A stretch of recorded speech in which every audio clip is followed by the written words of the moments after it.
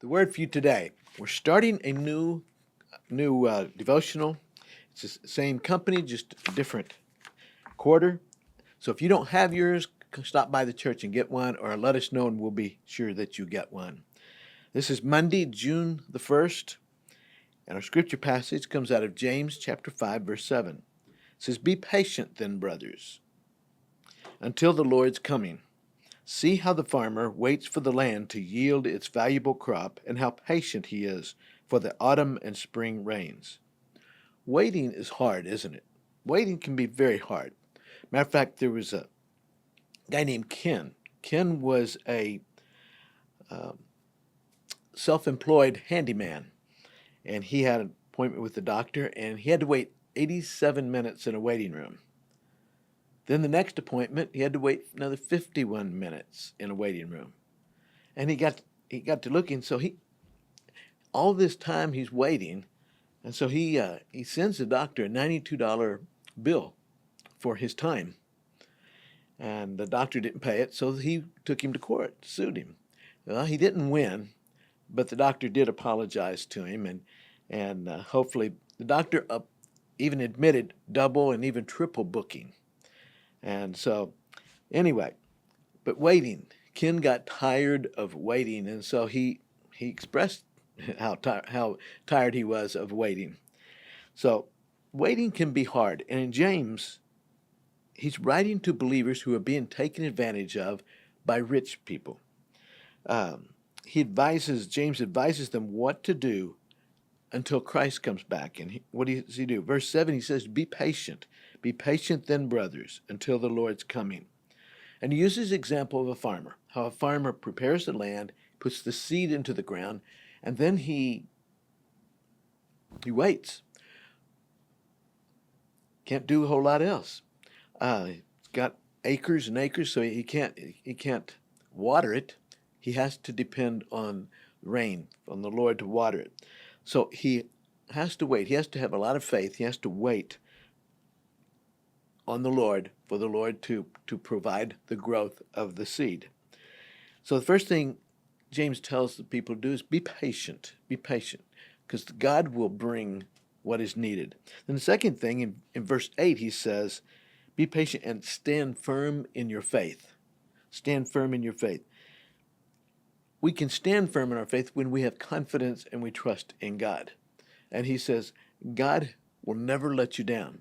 Doesn't mean your crops are always going to be great. Doesn't mean everything's always going to work out for you. But he says, stand firm in your faith. Have confidence in God. So be patient. Stand firm in your faith. And the third thing, in verse 9, he says, don't grumble. Don't grumble. While waiting, don't take your frustrations out on other people. You know, oftentimes when we get upset, we take the frustrations out on the people that we are closest to, people we live with.